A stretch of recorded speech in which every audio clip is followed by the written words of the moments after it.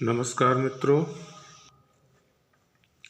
आज हम मौलिक अधिकारों के रूप में वर्णित शोषण के विरुद्ध अधिकार के विषय में चर्चाएं करेंगे कि आखिर शोषण के विरुद्ध क्या क्या अधिकार प्राप्त जो हमारे संविधान में भाग 3 के मौलिक अधिकार के रूप में उल्लेखित किया गया है।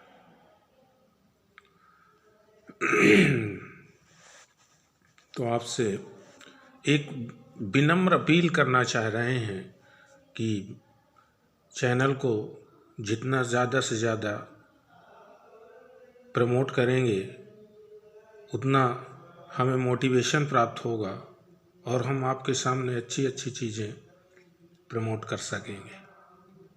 तो चैनल को सब्सक्राइब करिए और शेयर करिए, लाइक करिए और कमेंट करिए। कमेंट करने से ये जानकारी प्राप्त हो जाएगी कि इसमें कुछ कमियां रह गई हों तो उन कमियों को हम दूर कर सकें और आपके सामने ऑथेंटिक जानकारी उपलब्ध करा सकें। धन्यवाद।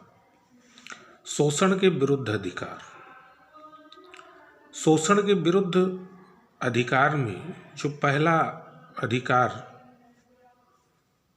हमें प्राप्त है वो केवल भारत के नागरिकों को ही नहीं, विदेशी नागरिकों को भी प्राप्त है। अनुच्छेद 23 में जिस अधिकार का वर्णन किया गया है वह मानव दुर्व्यापार एवं बलात् श्रम का निषेध। मानव दुर्व्यापार का मतलब मानव तस्करी,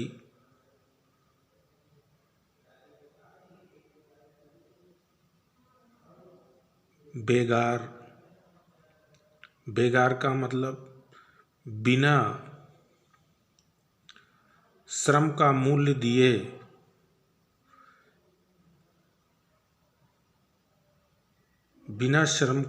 दिए ही श्रम का लाभ लेना।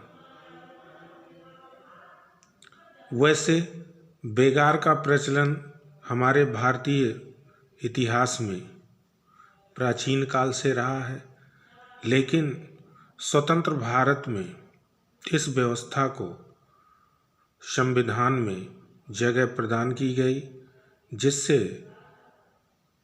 मानव के दुर्व्यापार और बलात् श्रम पर निषेध लागू हो सके।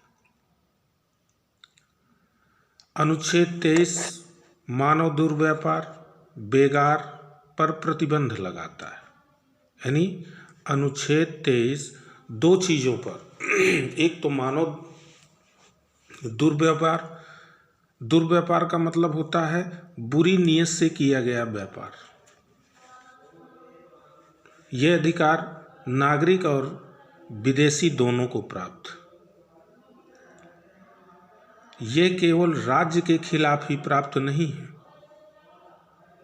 कि अगर कोई राज्य या कोई संस्था या कोई सरकार ऐसा करती है तो उसके खिलाफ है। यह राज्य के खिलाफ तो है ही, इसी के साथ व्यक्ति के भी खिलाफ। मानव दुर्व्यापार में शामिल क्या क्या चीज़ें हैं शामिल जो उनको मानव दुर्व्यापार माना जाएगा। पहली चीज़, पुरुष, महिला एवं बच्चों की वस्तुओं के सामान खरीद और बिक्री करना। महिलाओं और बच्चों का अनैतिक दुर्व्यापार, उसमें वेश्यावृत्ति भी शामिल है।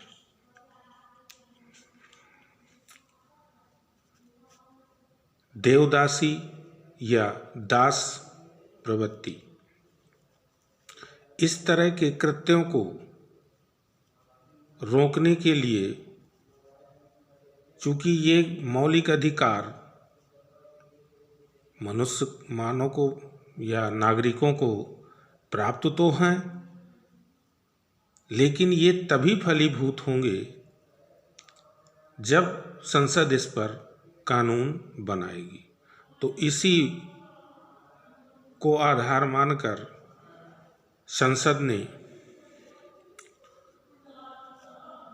अनैतिक दुर्व्यापार निवारण अधिनियम 1956 को बनाया। इसके अलावा अनुच्छेद 23 में और क्या चीज़ें हैं जिनका उल्लेख किया गया है?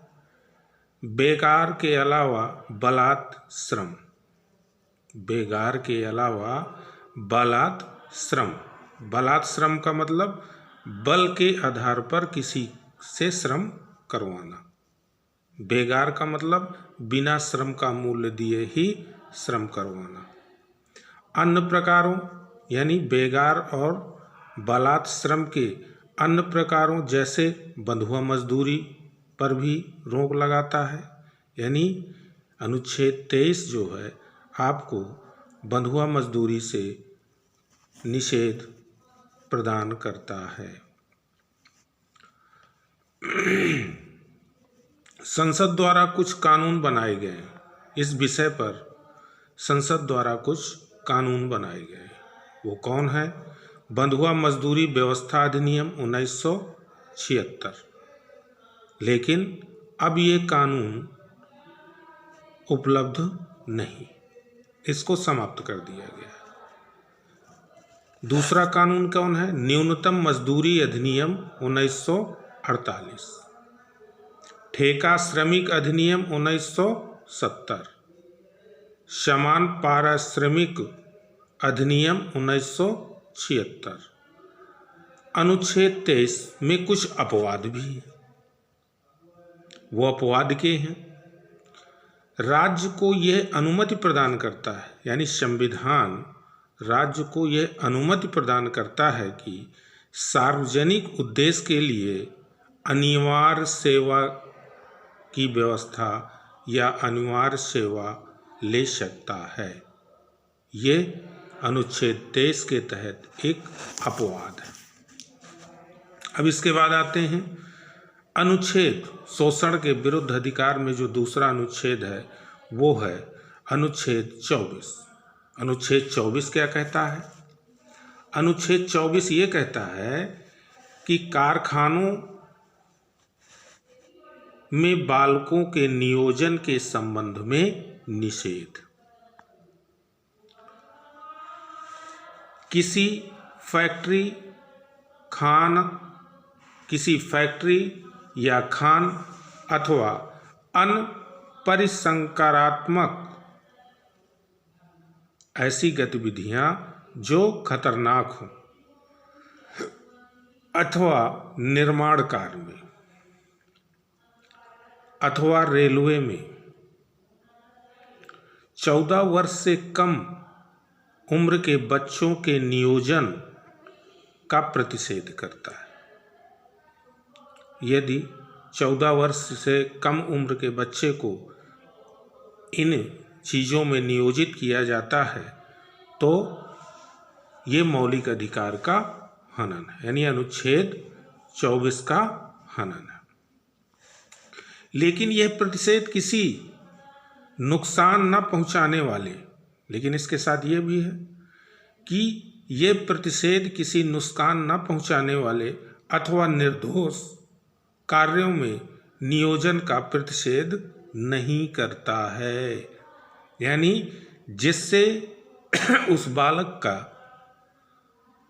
बालक का जीवन प्रभावित नहीं होता और उसको किसी प्रकार का कोई नुकसान नहीं होता, तो 14 वर्ष से कम उम्र के बच्चे को भी नियोजित किया जा सकता है। इसी के आधार पर संसद ने एक कानून बनाया और वह कानून है बाल श्रम अधिनियम 1986 में बनाया गया। 1996 में उच्चतम न्यायालय ने बाल श्रम पुनर्वास कल्याण कोष के निर्माण का निर्देश दिया।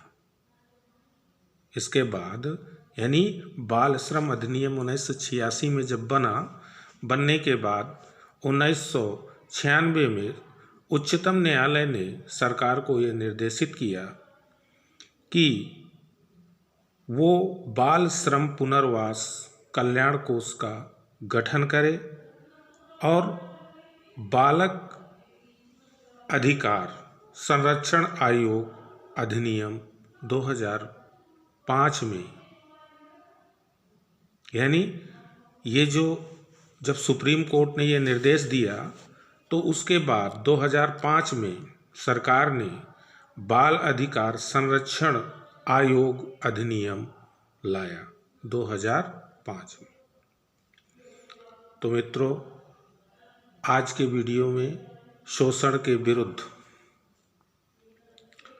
मौलिक अधिकार अनुच्छेद 23 और 24 में उल्लेखित जो अधिकार हैं वो कैसे हैं और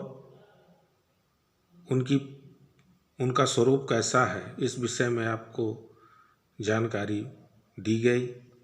आपसे विनम्र अपील है कि चैनल को सब्सक्राइब करिए और शेयर करिए, लाइक करिए और कमेंट करिए, जिससे हमारा उत्साह बढ़ सके। धन्यवाद। अगले जानकारी के लिए अगले वीडियो में फिर से मुलाकात होगी। धन्यवाद।